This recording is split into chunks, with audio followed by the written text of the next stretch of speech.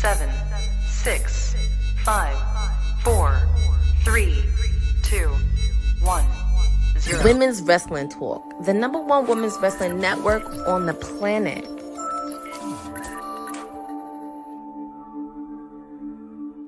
Say his name and he appears. I believe it said. What's up, good people? If you hear the sound of my voice, that means it's Monday, and you know exactly what that means. It's time for the Monday Nightmare Raw post show with your boy. And we had a good episode today. I'm not going in front. It took a little while. I'm sorry I'm getting to you guys a little bit late on the East Coast. Of course, a little bit late on the West Coast, too. It's about 9. I didn't get off work till about 7 today. Very long day for your mayor. But I wanted to make sure we came with you guys equipped with everything to talk about Monday Night Raw. We're going to be consistent on this train going forward. And while we're kicking off the Luchador tournament from the AAA superstars to come over and take on Roman Reigns in Mexico City in a few weeks, that was a good part of the show. And we got some more depth. I think there's a lot more spacing in the show now and doesn't feel as drawn out as it was leading into SummerSlam. So I'm happy to see that we're getting some more storylines built out, some more new rivalries building in the women's division, and hopefully by the time Money in the Bank rolls around, we'll have some good action. So let's jump into it. We opened up the show with Solo Sikoa. Didn't think he would start the show. I think Solo is quietly now a member of the, well, without getting into the spoilers about the end of the show, quietly a member of the Raw roster now. Has been on Raw multiple weeks, even before SummerSlam for that 6-man tag. And he pretty much just called out his family, just making fun of his family. Prompted a response from Jey to come out. They have a war of words. This is like Solo in his element, more so than what we saw in NXT. Like him being kind of happy-go-lucky, poking fun at his brothers. But this feels different. He feels like he's more comfortable with this type of character. All in all, this led to what was the main event tonight, which was a singles match between main event Jey Uso and his younger brother Solo. If Jey wins, Solo comes back to the bloodline. If Jey loses and Solo wins, Solo gets left alone for good. Now, I wonder if we would have got that outcome if that meant he would have went back to SmackDown. But best moment of this segment, Solo Sikoa taking the warning shot and ducking and asking if anybody got shot and anybody get hit. Comedy gold. And a little bit of spoiler, I'm going to miss that comedy gold we've been getting from Solo Sikoa the past 2 months. Great segment to set up the rest of the show. A lot of stuff was built around the show based on this opening segment. And then we get to our first action of the day, which is the #1 contendership to face Roman Reigns in Mexico City on Monday Night Raw next month. Penta versus Laredo Kid. This is going to be a beautiful part of Monday Night Raw for the next few weeks, just because we're getting to showcase AAA talent, like legit AAA talent, on Monday Night Raw. Since the AAA merger or purchase has happened, you've gotten talent to go to AAA, but not often is that crossover happening on main roster program. I think it's happened with El Hijo del Wagner and Ethan Page, but that was the only thing I can recall. Good match, but I think once we saw the brackets, we knew what was up. Penta was able to get a victory after the Mexican Destroyer. He moves on to the tournament, and I think once you see that bracket and you see Penta up here and Rey Fenix down here, and it's like, you would hope you get to see the Lucha Brothers take on each other in WWE, and I feel like that's where we're headed. I know next week we got La Parka taking on Dragon Lee, which will be interesting. We did see Dragon Lee backstage, and he got a match set up tonight, which wasn't advertised for the card at first. He took on Dom Mysterio after Dominic Mysterio, rightfully, because we were all curious about why he wasn't in the tournament. And Ray promptly said, hey, I didn't think you wanted another handout. That's why you are the way you are now. Dragon Lee said he wants to beat some respect into Dominic Mysterio, which we got that match later on in the show as a result of that. But breakout performance from Laredo Kid. Big future for him. Next up, we had some backstage segments. I think it was it Kathy Lee or was it Jackie? Or was it Byron? I feel like we saw all three of them backstage this tonight. We got to see the Vision backstage. Austin Theory talking about how much beneath the Alpha Academy is to the Vision, and then actually it was Byron. That's who it was. Just a segment to show off Austin Theory and Maxine, truthfully, and showcase what the Vision looks like now without Paul Heyman. The interesting part of this segment ahead of this match with Theory and Tozawa was Braun Breaker looking stone cold as he did last week. Pretty much looking like he's second guessing himself, looking like he's kind of fed up with the antics of Logan Paul and Austin Theory. And then also Byron asked him, because Theory and Paul, Maxine walked off and Breaker's just standing there, cold as day. And he asked Breaker if he has a question, and Breaker responds with a response of a question asking like, "Hey Byron, what do you think of Obafemi?" He said, do you think Obafemi's the future of WWE? He said, well, I think a lot of people are saying that he's the future of WWE. Like Brock Lesnar is the one that said he's the future of WWE. And he said, oh, well, you sound like Paul, and walked off. Which leads us to our match. Nice wrinkle, because I feel like the Vision has been using Braun Breaker's music for the entrance for like the past 2 months, just quietly. They did, I guess, the Vision music, or I don't know if that's Theory's music, but good that they switched it up so it doesn't just feel like Braun Breaker's faction all of a sudden. But we got Theory and Tozawa. Great match. I like that Tozawa got to showcase himself as a single star here. We needed more of that.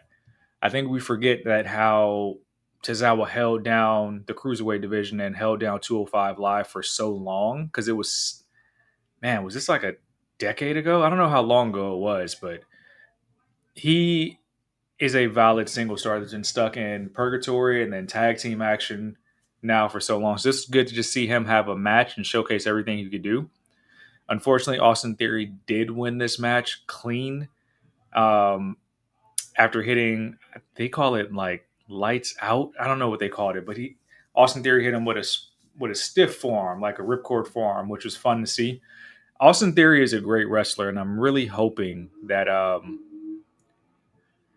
this version of him with Maxine helps push him further into like the star he can be. I still don't feel like it's much of himself that he's playing when he utilizes how he is in the Vision right now. I feel like he's destined to be a babyface and do those type of things, but this is his character now. We'll see what the trajectory is, but what happened post-match is what sets up the rest of this angle, and probably the biggest angle of tonight, if I'm being honest, is Austin Theory goes to attack Tozawa more after the match.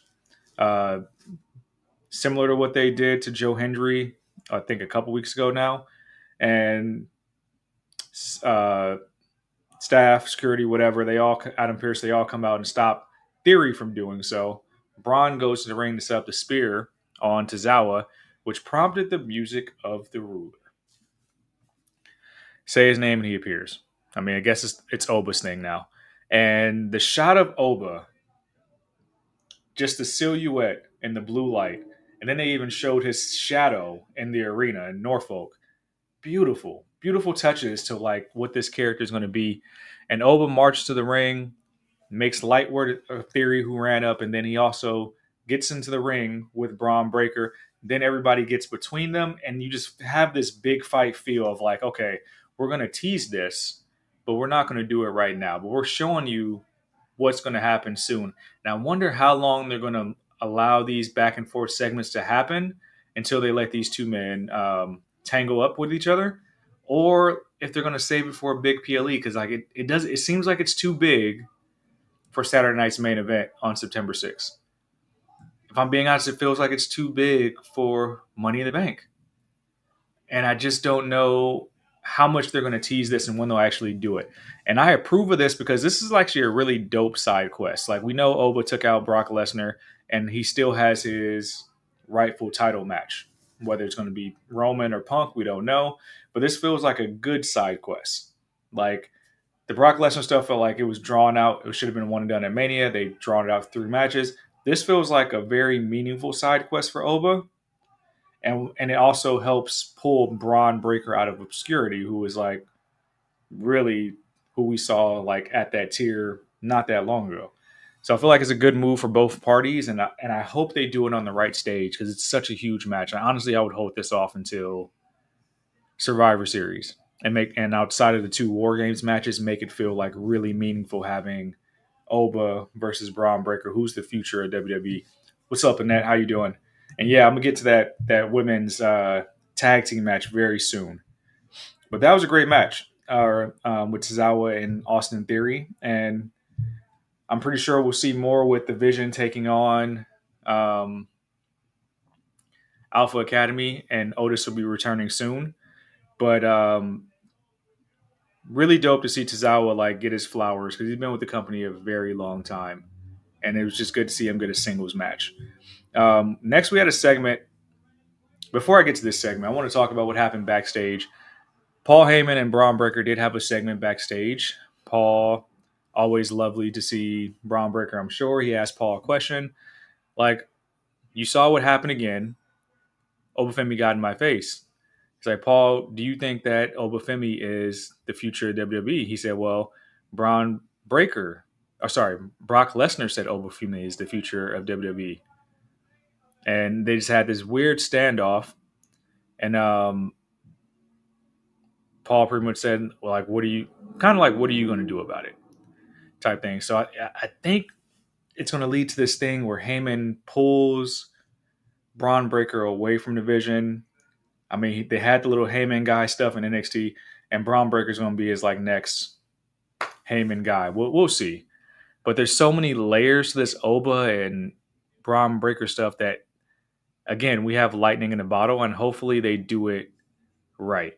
And yeah, that was probably the worst part of this showcase for Austin Theory is that Oba just packed him up easily with just like not even a super kick. It was like half of a big boot, and he was out of there.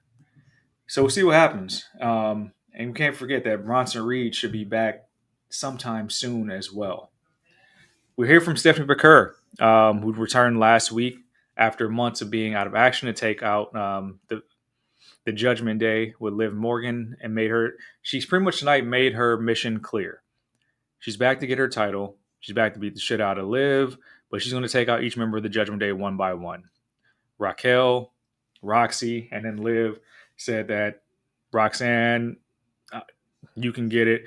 Raquel, I've beat you many times. I'll do it again. And Liv, like your ass is mine, which prompted Becky Lynch to come out. And Becky's inclusion in this women's division for the world title is very interesting because she sounds kind of like how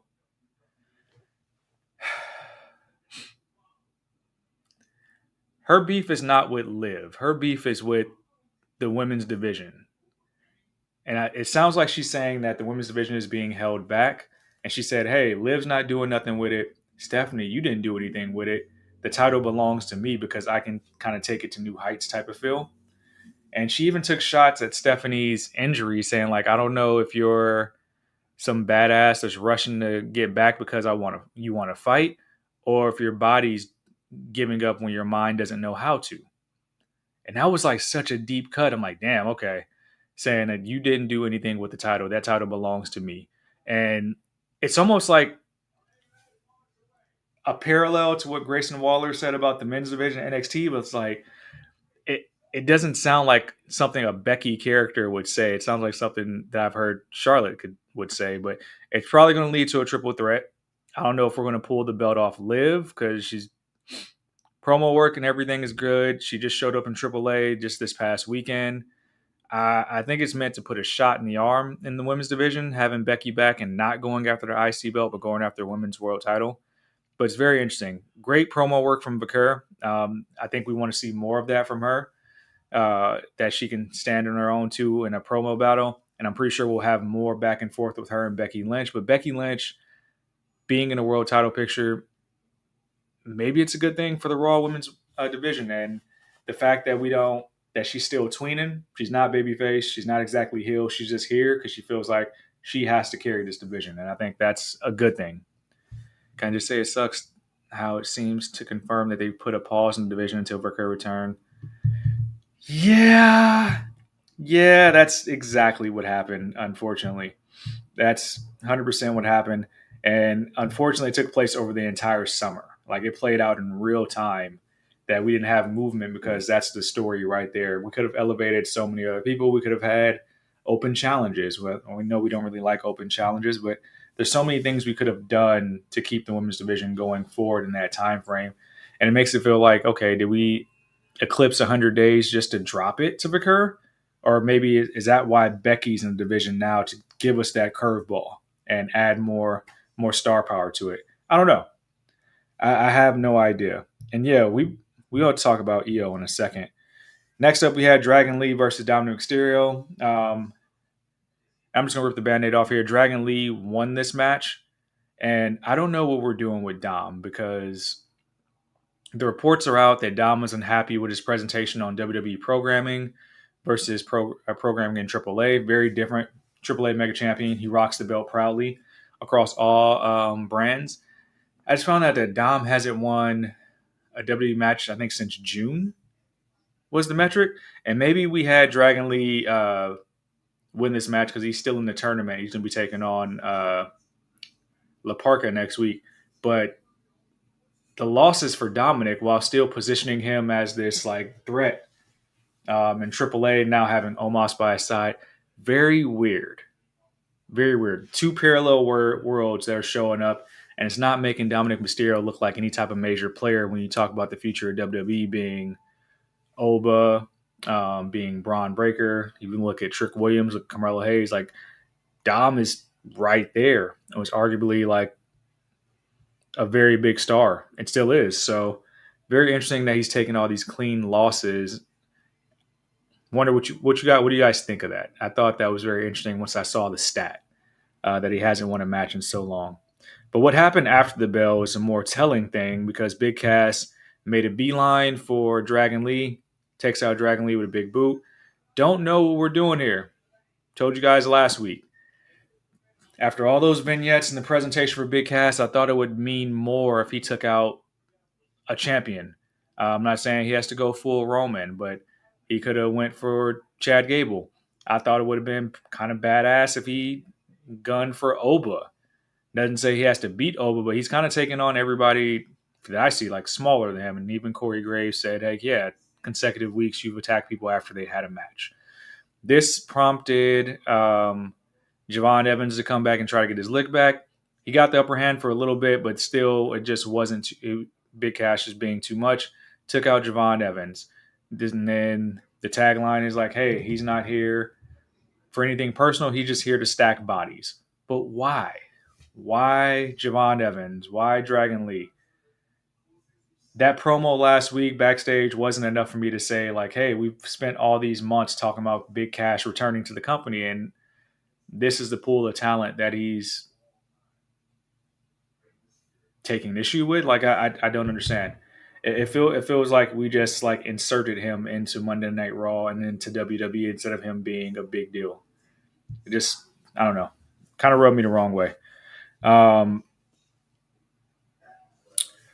We found out backstage that Chad Gable, your current Intercontinental Champion, did want to kind of pay it forward for Rey Mysterio and AAA doing good work and obviously helping him out for the past year. He is going to give Rey Mysterio a Intercontinental title match.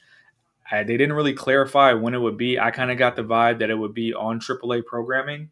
So in the near future, you'll see Chad Gable versus Rey Mysterio on for the IC belt.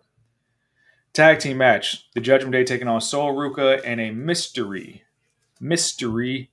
partner of her choice. Wasn't really a mystery. It was Io Sky. And when I saw it live, I was very much like, nah, I'm happy to see Io, but like, that was it. Like you spent the week saying like, hey, get a partner of your choice, and then it was Io.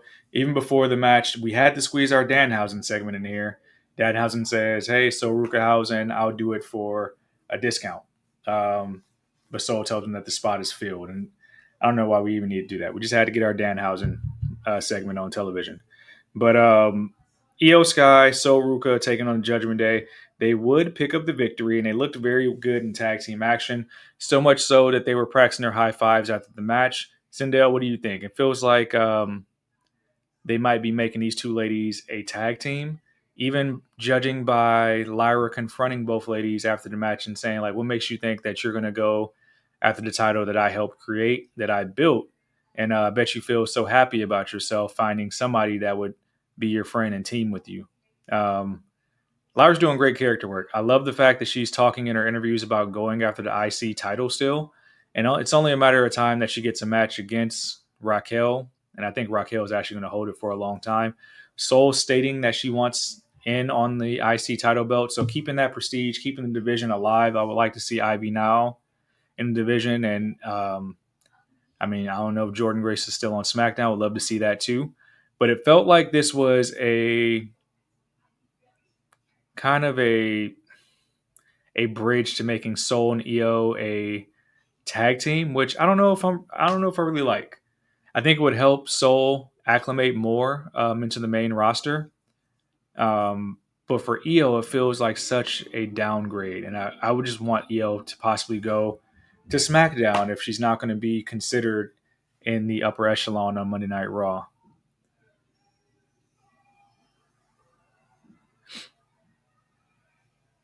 Yeah, very true. Where was Sol during the Io versus Liv title match? Yeah, Io comes to everybody's aid, but nobody comes to Io's aid. So I don't know. I want greener pastures for Io. I want Io to like get more and be really viewed like a top 5 performer in the company, male or female. But it just seems like Io is in like this weird space where we don't want to keep her on a belt and she's good for the pop and the title match, but not the prize. And it's like, it's very weird. Very weird. I want to see Io get more. And if that means going to SmackDown, if it means going to a different brand for a period of time so she can get the respect she deserves, I want to see it. But like, I don't want to see her in a tag team. I think she's done that already and it's not needed right now. We get to our main event, Solo Sikoa versus Jey Uso. And I think we all know what happened without giving away too much, guys. I think the writing was on the wall. There was nothing really that stood out to me about this match other than Solo doing a lot of callbacks of his dad.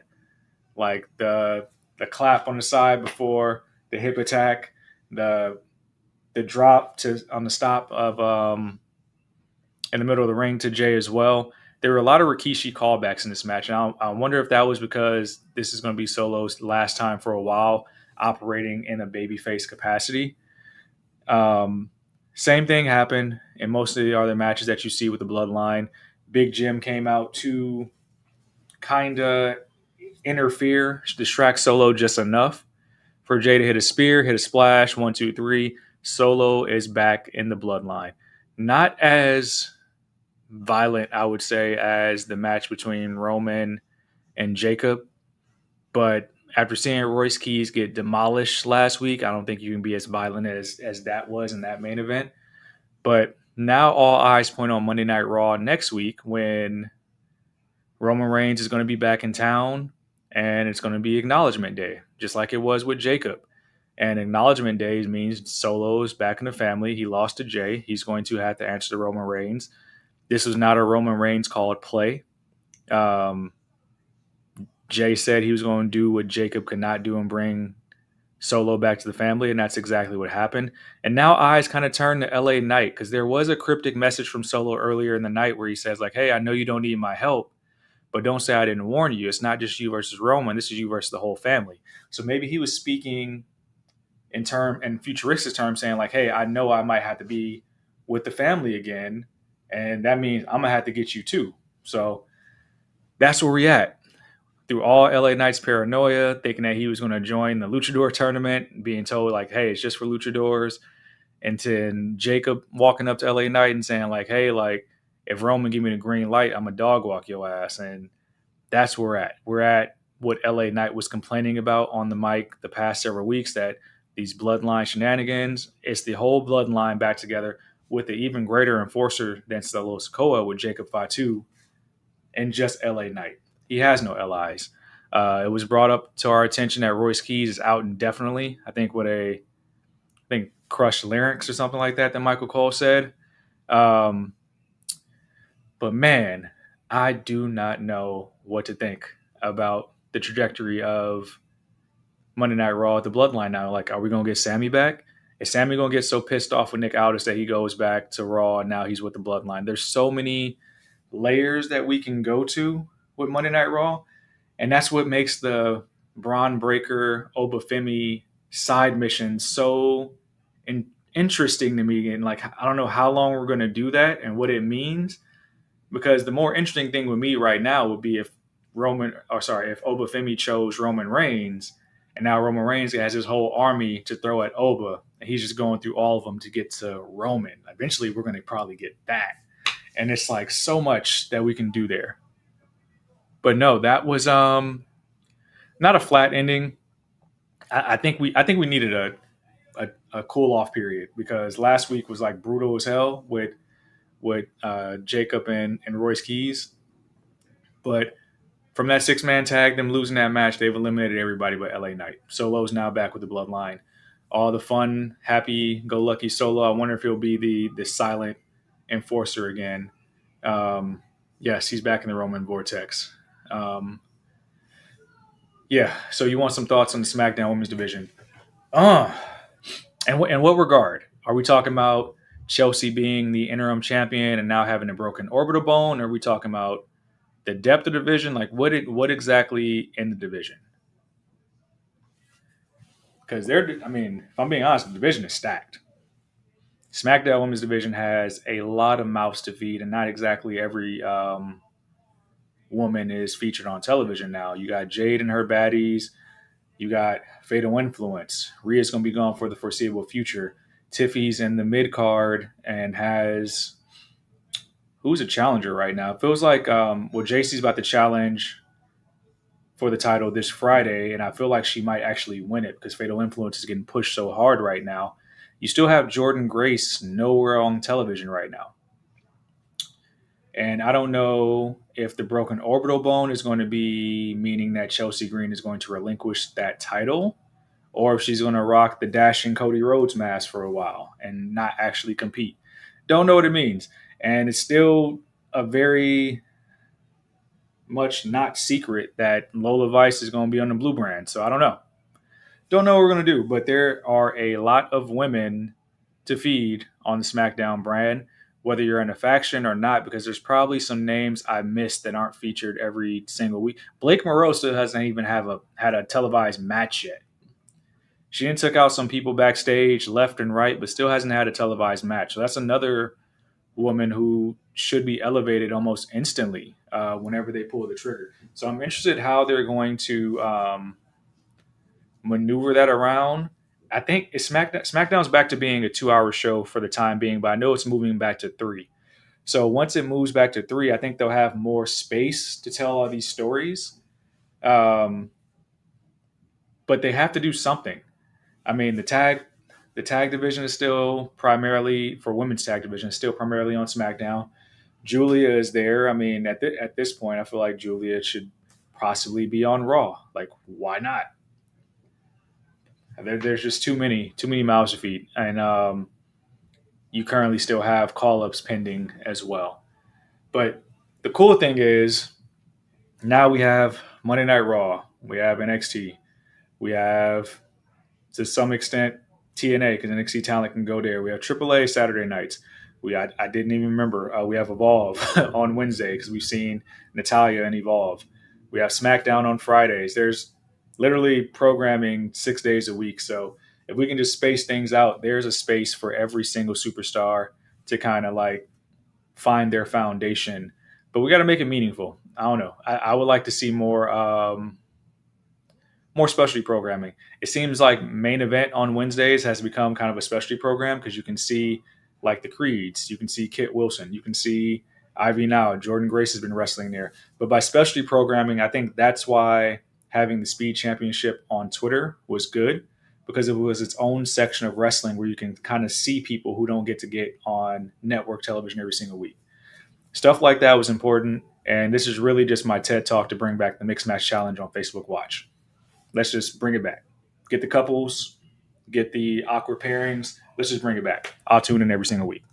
But appreciate y'all rocking with me. That's been the Monday Night Mare for tonight. We will be back. I believe Kesh will be online tomorrow for the NXT watch along tomorrow night. I forget who's competing on NXT. We currently still boycotting Hickenbottom. But WWT Live will be back on Wednesday. We got your Timeless Elite Wednesday as well. The TNA watch along on Thursday along with Kayfabe, and your Honey Night SmackDown watch along on Friday along with WWT Live. You probably won't see me back in the seat until next Monday because the mayor is going to Atlanta tomorrow for the week. So wish me luck. Got some good stuff going on. Hopefully some new content and new intertwinings from the week ahead that I can bring to y'all in WWE Live soon. But wish everybody good night. Make sure you follow all these creators and all these dope things we have happening at Women's Wrestling Talk. And make sure you follow along with the #1 women's wrestling network on the planet. Peace out, y'all. Thanks for joining WWT. Don't forget to like us on all social media platforms at WW Talk Pod. Like and subscribe on all video and audio platforms like yesterday, my G. And check out our website at www.talkpod.com. Thanks for watching Women's Wrestling Talk, the #1 women's wrestling network on the planet.